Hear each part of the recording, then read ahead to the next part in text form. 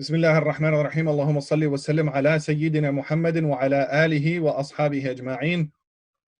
I was asked to talk about a very important topic, a topic that is current to our times, but also something that is a topic that we should be recognizing as something that has affected Bani Adam, has affected the children of Adam even before Adam alayhi salam had children.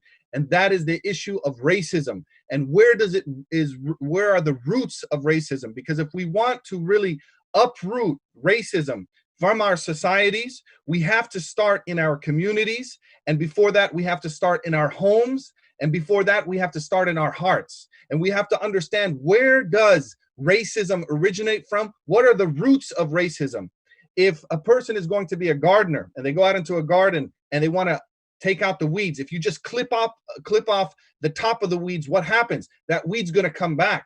And the same thing happens with spiritual diseases. If you just stop some of the outward manifestations of that disease, but we don't look deep within our souls to find out where is the origin of that disease, then it's going to keep coming back just like a weed in our garden. And so we have to really look deep into our souls as individuals, as communities, as families, as societies, and see where are the roots of racism. And we know that the first racist was Iblis. Because when Allah subhanahu wa ta'ala told him to bow down to Adam, what did he say? Ana khayrun minhu, I am better than him. Why? Khalaqtani min nar, you made me from fire. So at any point, if any of the children of Adam think that they are better than another human being because of some outward element of how Allah subhanahu wa ta'ala created them, then they fall into the same sin of Iblis, which began with arrogance. And the scholars of the science of purification of the heart said that the last sin that will be removed from the hearts of the believers when they go on this inward journey of purifying their hearts is the sin of arrogance. So we have to really take this to care and consideration when we think about this, brothers and sisters, that we all have some element of arrogance within us. And if we don't watch out, we will fall into the same traps that Iblis fell when he did not obey Allah by feeling arrogant over the creation of Allah subhanahu wa ta'ala, which is the original sin and the original racism. So we have to look deep into it. And during this week, I've been reaching out to a number of members of our community, and specifically African-American men who have been impacted by the justice system, meaning they've been in prison. So they've really seen the belly of the beast, the dungeons of Fir'aun in this society, and a extreme manifestation of the racism in this society. Because if you study the history of slavery and racism in this society, as soon as the Civil War was over and slavery was so-called abolished by the 13th Amendment, which it wasn't fully abolished, it was replaced by mass incarceration. And then began the process of convict leasing and arresting people for loitering and then leasing them out to companies. So we have to understand, where are the roots of racism in the society? And if we look at prison and we see people who have experienced that, we can hear the voices of people who have felt the major impact. So I reached out one of our students through Tayba Foundation and a very good friend of mine, Ahmed Adisa, and he is facing a life without parole sentence. And the main witness in that case actually reneged his witnessing, but the courts have not accepted it yet. But he said, I believe racism is so ingrained, so pervasive in our everyday beliefs and customs that it's very difficult to see the disgusting origins of them. And then he said, look at this. He said, just look at the cop's face as his knee choked out another human being's life. Look at the face. Look at the face that he made. He did not see that man as human, nor did he feel that he was doing anything that he didn't have a right to do, as if he had a right, and all of those around him who supported him. Now, when we think about some of the stories that we hold dear to our hearts, like the story of Bilal radiallahu anhu and him becoming Muslim and him being tortured for his Islam, and him being one of the first seven people who outwardly announced their Islam, because everybody was afraid of what was going to happen. And some people received protection, but Bilal and Sumayya were two people who were slaves, and they did not have protection, and they got the abuse of the racism of their society. Umayyah ibn Khalaf, when he put the hot stones onto Bilal's chest, he had the same disease that officer had when he put his knee onto the neck of George Floyd. The same thing. I bet if we were to time travel back to that time and look at the face of Umayyah ibn Khalaf, we would see the same look that we see on that officer as he choked out the life. But something happened different in the life of Bilal radiallahu anhu. Something changed. Something was different. Somebody was there in society. Somebody who did not have that racism, who didn't have the sin of Iblis. Somebody who used his blessings to prevent what could have happened to Bilal. Because one of the things Quraysh did is that they would take the weak people and they would put them in suits of armor, of metal, and lay them out at the hot sun, suffocating them. They would take hot stones like Umayyah ibn Khalaf and put a hot stone on the chest of Bilal in a process of suffocation. I can't breathe. The process of crucifixion, even though we don't believe that Isa alayhi salam was crucified, we know that another man was crucified in his place, and that the Romans used crucifixion as a form of torturing to death. The person did not die on the crucifix by the nails that were put into his hand. They died of suffocation, because 3 days on the cross would cause a taxation on the breathing system of the person, and they would die from suffocation. I can't breathe. So we have to ask ourselves, as this fitna, as this tribulation is affecting all of society, and now we're seeing it through the protests and the police, the militarization of the police and their reaction. This is a fitna, brothers and sisters. We are seeing a fitna. We are seeing the long-standing fitna of racism, the tribulation of racism and its effects. We're seeing the effects of the police and they're responding to peaceful protests. We're seeing this fitna. What is the roots of a fitna? Allah subhanahu wa ta'ala says in the Quran, وَاتَّقُوا فِتْنَةً لَا تُصِيبَنَّ الَّذِينَ ظَلَمُوا مِنْكُمْ خَاصَّةً. Fear a fitna, fear a tribulation that will not only affect those who were oppressors. And this is the ayah that I've been thinking about as I watch the looters. Because we have to look, we can't just jump into this meme age of responding to what we see with things that the media wants us to respond to and just look at people as thugs and criminals. No, we have to say these people, even those who turn to violence, we don't condone the violence. And this is the same message that I heard as I reached out to African-American men in our community who have been incarcerated and seen racism in the prison system here in America. They all said the same thing. We understand it, but we don't justify it. We understand it, but we don't condone it. So we as Muslims, we have a duty to understand, what is it? What is it that would cause people to go in a situation where you have some protesters and some people loot? There's rage there, and it's understandable rage, and it's understandable and it's justifiable anger. We don't condone what they do, but we have to understand the roots of that. Because as Martin Luther King said, the rioting is the voice of the people who are unheard, the people who don't have a voice. So where are we as Muslims hearing those voices? Because when Bilal radiallahu anhu said Ahad with the stone pressing on his chest, who heard his voice? Who heard the voice of the unheard? Who heard the voice of the person who has no voice? It was Abu Bakr as-Siddiq. And what did he do? And are we following in his footsteps? In the tafsir of this ayah about fear, a tribulation that will affect not only those who were oppressors, they say this is because whenever a society has foul things in the society and everyone is silent, then the punishment comes down on everybody. So when we see an all-encompassing punishment, when we see innocent business owners having their businesses looted, when we see innocent children in a house being set on fire by the rioters, not the protesters, by the rioters, when we see people hurt and harmed, we have to say we don't condone it, but we understand it. We understand their rage, and we also understand on a spiritual level that now we have a collective obligation to say, where have we been silent?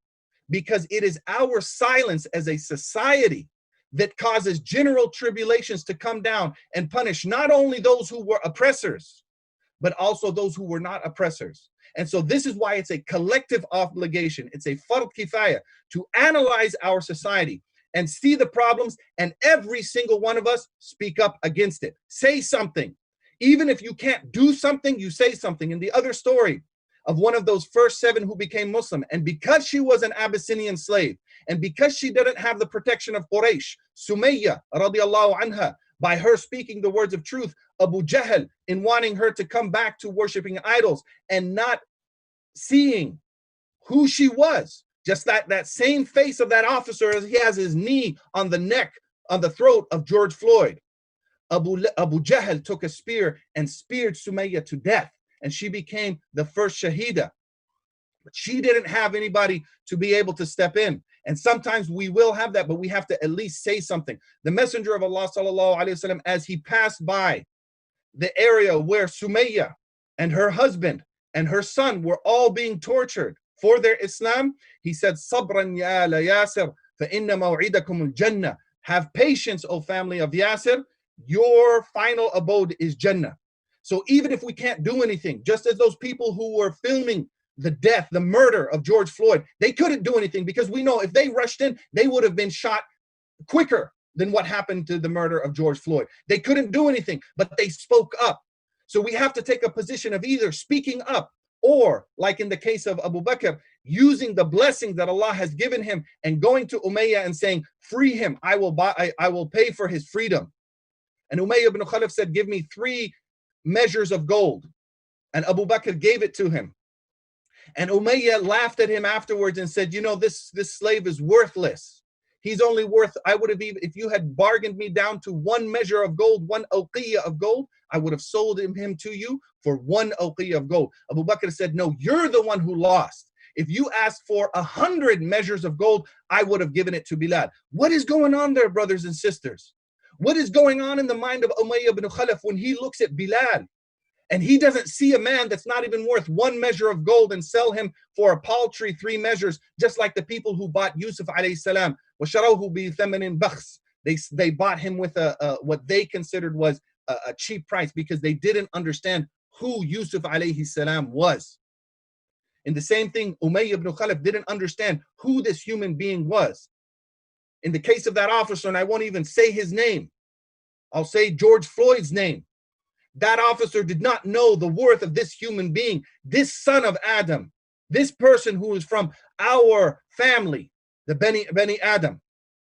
So are we going to be like Umayyah ibn Khalaf? Are we going to be people who sit by, or are we going to be somebody who says something and does something like Abu Bakr and help those who are oppressed? We have to look into our tradition. We have to look into those stories, look into other stories as well, because there were elements of racism that were affecting even the Sahaba. Even the Sahaba. If you look in Surah Al-Hujurat, the ayah, وَلَا يَغْتَبْ بَعْضُكُمْ بَعْضًا, let none of you backbite another person. Why was this? Why was this ayah revealed? Because after the conquest of Mecca, when the Prophet ﷺ came back in, when the Prophet ﷺ came back, the first person that he gave the honor to give the adhan to was the first person who had the honor of giving the adhan in general. It was Bilal, and he had him climb on the Kaaba. Look at this imagery. The first Muslim after the conquest of the Kaaba, after the conquest of Mecca, who would actually stand on the top of the house of Allah was a former Abyssinian, was a former slave, a Habashi, who the Quraysh had no recognition of. Where are we looking at the members of our society and uplifting them like Abu Bakr uplifted Bilal? Where are we like the Messenger of Allah and uplifting people to the level of Bilal? When Bilal stood on the top of the Kaaba and he gave the adhan, 2 members of Quraysh who had recently become Muslim, but they were Muslim nonetheless. And they were Sahaba, they were companions of the Prophet. Radiyallahu anhum, may Allah be pleased with them, and he was pleased with them. But they made a comment about Bilal. And they made a comment about the color of his skin. And they were reprimanded in the Quran. وَلَا يَغْتَبْ بَعْضُكُمْ بَعْضًا. Let none of you backbite another person. And the other aspects of the Quran, of Surah Al-Hujurat also mention this. Don't mock another people. Don't laugh at another people. One of the ayahs that we should be thinking about, brothers and sisters, as we look at the roots of racism and what really the filth and sickness of this disease is, we should reflect on the ayah of Allah subhanahu wa ta'ala where he says in the Quran that there are signs وَفِي اخْتِلَافِ أَلْسِنَتِكُمْ, in the differences of your tongues, of your language. When I was in Mauritania, when oftentimes some of the older huffaz of the Quran, when they would hear us coming from the West speaking in English or French or German, and they would just start really going into deep reflection, and I would hear them say, وَفِي اخْتِلَافِ أَلْسِنَتِكُمْ. They would hear our language, English, that they don't understand, and they would remember this is a sign of God. I one time met a Navajo man here in the Bay Area. Society had brushed him off. And there were people, some Muslims, who were laughing at him when he spoke his language, his Diné language. And I came up to him later and I said, you know, they don't represent Muslims. We believe your languages are a sign of God. He cried in front of me and he said, only 2 people ever told me that in my life, that my language was a sign from God. My mother and now you. And I wasn't saying anything for myself. I was saying what Allah says in the Quran. So we cannot mock the signs of God. And right after that, about the languages, Allah tells us, and the differences of the skin of your color. So anyone who looks down upon a person because of the color of his skin or her skin, any person who thinks less of another person because of the color of their skin, any person who detracts from a person's humanity because of the color of their skin, they are laughing and mocking and being arrogant with the signs of Allah subhanahu wa ta'ala. So we have to ask ourselves, are we doing that? Are we doing that? Because before we start analyzing what needs to be changed in society, we have to say, we have to start at home. And before we start at home, we have to start in our hearts. And the scholars of the science of the purification of the heart say the heart is like a house. So clean your house. And the angels will not enter a house that has dogs in it. And foul and filthy characters and characteristics are like dogs. So as long as we have those dogs in our hearts, the angels will not be coming to our house. The same thing like our house. So we have to fix our hearts. We have to look at all of these stories and say, do I have any element of racism? There was another story, again with Bilal radiallahu anhu. That's why it's very important, brothers and sisters, for us to start with our understanding of his story and who he was. Bilal radiallahu anhu and another Sahaba, Abu Dhar, who was a great Sahaba. Again, remember this. These are great people who still had to purify that element of racism from their heart. And they did, even if it was just a slight comment. And so Abu Dhar and Bilal got into an argument over something. And then Abu Dhar made a comment to him and he said, Yabna Sauda, O son of a black woman. And of course it bothered Bilal. When it got back to the Prophet sallallahu alaihi wasallam, he asked him, he said, Abu Dhar, did you say that? Did you say something about his mother? Did you say? He said, yes. He said, you have some element of jahiliyyah still about you. And Abu Dhar went and he made amends. And they made amends amongst themselves as men, as brothers, as Sahaba. But the reason I mention that story is to say, even the best amongst us have to look into their hearts. So we each have to look into our hearts and not just say, oh, we have the story in our tradition. We have the final sermon that equalized races. We have these ayahs in the Quran. It's not enough that it's part of our tradition. We have to internalize that and we have to look. And here's a good barometer. Ask ourselves, how many members of our society who are non-black, if a black man or a black woman was coming to marry their child, that they would not accept solely because the color of that person's sin, solely because they would not ask, is he or she a good Muslim? They would not ask, are they compatible in personality and they will build a strong Muslim family together? They won't ask those questions. They will say, what is the color of his skin? They still have an element of that jahiliyyah. They still have an element of what Iblis, ana khayru minhum, I'm Arabi. I can't marry a non-Arab, especially a black person. I'm Pakistani, I'm Indian, I'm Malaysian, I'm Indonesian, I'm anything, I'm Afghani, anything, I'm white. If any of our members of our ummah, and that's why I'm speaking to our ummah first, because before we speak about the American government and police, we have to clean our house and our community. And just to show you, ask any Arab from any Arab country, can a black man go to your country as a strong, upstanding, upright Muslim and marry a woman of your people? Ask them that. There's only one country out of all of the Arabian lands that stands out, Morocco. Ask them. Go to, if you're not Arab, if you're Arab, you know this. Tunis, Algeria, Libya, Mauritania, Egypt, Jordan, Syria, Lebanon, Iraq, Saudi, Yemen, Oman, Emirat, none of them, Iraq, none of them will allow a black man to, on average. Morocco has, why is it? Let's ask ourselves as a ummah, why is it? What is Morocco doing that other countries are not doing? How are they as a society looking at people that other people aren't? Let's ask ourselves another question. How do we refer to people who are black in our communities? Amongst the Arabs and amongst the Urdu-speaking people. The Arabs, and Arabs know this, many Arabs refer to black people as abd, as slaves. And it's a foul thing that they would say. It's wisakh, haram alaykum, shame on you. If you ever meet or ever hear an Arab person that uses the word abd to refer to a black person, tell them haram, this is filthy, this is netan, this is jahiliyyah. Get it off your tongues, get it out of your hearts. Because until we get it out of our hearts, and the Urdu speaking people know as well, they say the word kala. I don't even like saying it. If this was a masjid, a Jumu'ah khutbah, which it's not, it's a talk in place of the khutbah, I would not even say those words in a masjid. But I'm not in the masjid, I'm not in the mihrab, this is not a Jumu'ah talk, a khutbah.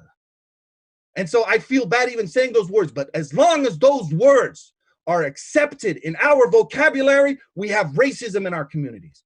I know 2 black men here in the Bay Area, one who spent 28 years in prison.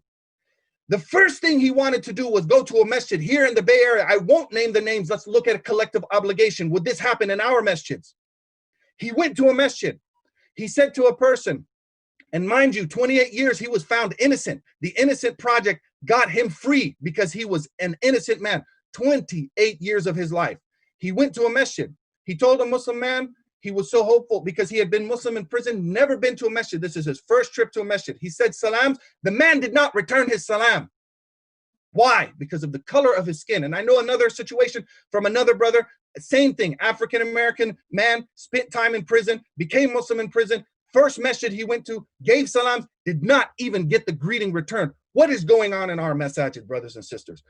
Do we have black men or black women sitting on the boards of our masajid? Do we have them in positions of authority? Do we have them in administrations? Let's ask those questions. Then once we start working on cleaning our own house, then we will be better positioned to go out into society. It doesn't mean that we wait until we become perfect, because we are not of the tradition of let he who is without sins cast the first stone. No, we have to purify our own sins. We have to look and not be from amongst the people who do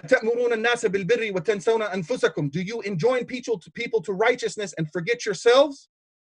We have to make sure that we're enjoining ourselves towards righteousness, but at the same time, just because we're not perfect, just because our houses are not perfect, our communities are not perfect, does not mean that we cannot speak words of truth to a tyrant ruler or a tyrannical system. And that's what the protesters are saying. It is part of our tradition to protest. It is part of our tradition to dissent. It is part of our tradition to speak truth to power. So we have to do both. As Muslims, we're balanced. We speak truth to outsiders, and we speak the truth to ourselves as well. We have to look at our history. There's a book, and I encourage you to have these books on your shelf. Talk with your children about the Sahaba who were black, and ask your children this question. If you've ever watched any of those movies about the Sahaba, do you ever, besides Bilal, do you ever see any black-skinned Sahaba portrayed? Whereas if we look at the seerah, we look at the books, not the modern movie productions of what the Sahaba look like. If we look at the books, we find many Sahaba were black-skinned. Why aren't they portrayed in our books? Why aren't they portrayed in our movies that we make about Sahaba? Ask ourselves these questions. Ibn al-Jawzi, 800 years ago, found that racism was so pervasive in his Muslim society in Iraq. He wrote a book called Tanwir al-Ghabash fi Fadl al-Sudani wal-Habash, illuminating the darkness, the virtues of the blacks and the Abyssinians. It's been translated. I encourage you to purchase that book. He was addressing the issue of racism in his time, at the height of the Muslim Ummah, 800 years ago in Iraq. There's another book, Illuminating the Darkness as well, Black and North African Muslims in Islam, Centering the Black Narrative, Black Muslim Nobles Amongst Early Pious Muslims. Paperback is written by Sheikh Ahmed Mubarak and Dawood Walid. They also wrote Centering the Black Narrative, Ahlul Bayt, Blackness in Africa. Get those books, read about our tradition and say, where is this? It's not that black-skinned Muslims had a contribution to Islam. They were central to Islam. When I was in Islamic College here, growing up, I was at the library and I came across a book with some racist, with some Ku Klux Klan racist, anti-black material that were slipped into the library books.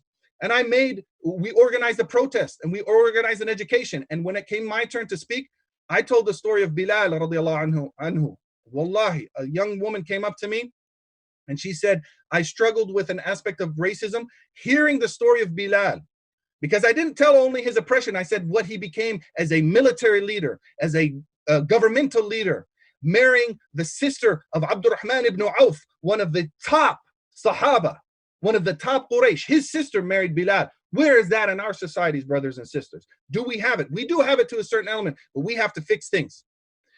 Now, as we're looking at ourselves, now we have to look at the society that we live in. We have to look at the society around us. We have to understand the history of Muslims here in the US. Who were the first Muslims? Study that, understand it. We have to also understand the history of slavery. I know a Muslim who was in prison. One of my students who went to solitary confinement. This was his story of coming to Islam. He went to solitary confinement because he just kept fighting the power, fighting officers all the time. Would never give up. One time he was on an airplane being transported and he started rocking the airplane, showing them, I'm not afraid to die. I'm going to fight you and fight that power. That was before he became Muslim. When he went to solitary confinement, he said racism rules American society, and it's exacerbated in the California prison system. Whites over here, blacks over here, Mexicans over here, and other races over there. He said, I want to understand, why is there so much racism in our society? He said it has to have its roots in slavery.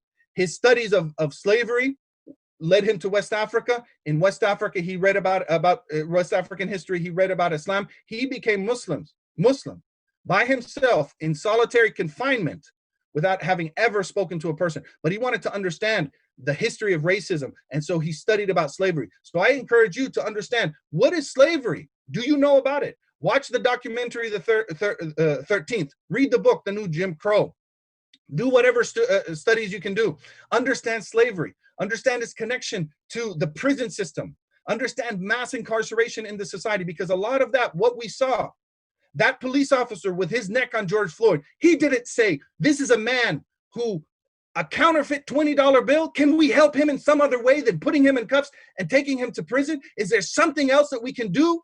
Can we be like Abu Bakr and say, how can I lift this man out of whatever it is that he's struggling with? And even if he's not struggling, whatever it is, he does not deserve to be murdered in broad daylight by an officer of the law, a representative of the government that's paid for by our tax dollars. But we have to understand how this system has been developed to increase mass incarceration, militarize the police, create a school to prison pipeline, and all of those elements we have to work, whether it's at the lobbying level, to change.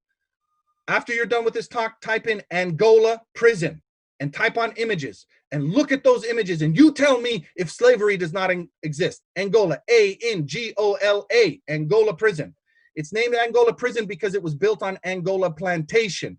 And it's named Angola plantation because it used to bring slaves from Angola. The prison is still there. Now you look at those images and you tell me that slavery does not exist. The 13th Amendment does not include a complete abolishment of slavery.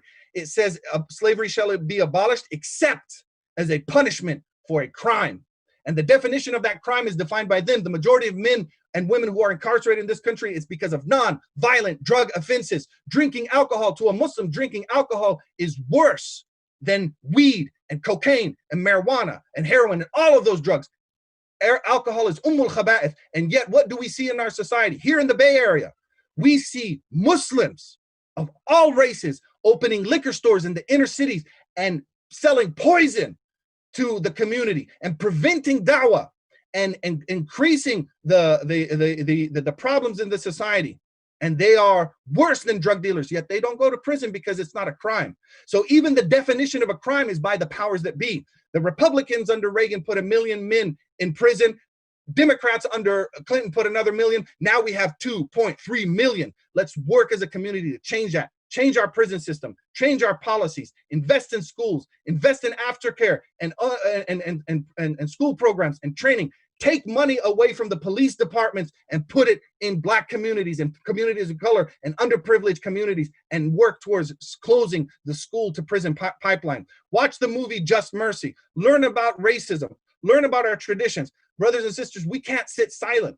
People will notice. They will say, oh, you Muslims just talk a lot of talk in the masjids, but where are you like Abu Bakr to go up and say, Umayyah, what you're doing is wrong. That rock on the chest of Bilal is wrong. Officer, that neck on that foot on the neck of that man is wrong. That knee on the neck is wrong. And now I'm going to use my blessings, the money that I've been giving, just like Abu Bakr, and free those people and change that society and elevate people and let people walk on the top of the Kaaba. Let them call to Islam. Let them be voices to Islam. That's what we have to do. May Allah subhanahu wa ta'ala bless you and bless your families and give us the tawfiq and give us the success to be able to do that. Astaghfirullah li wa lakum. Assalamu alaikum wa rahmatullahi.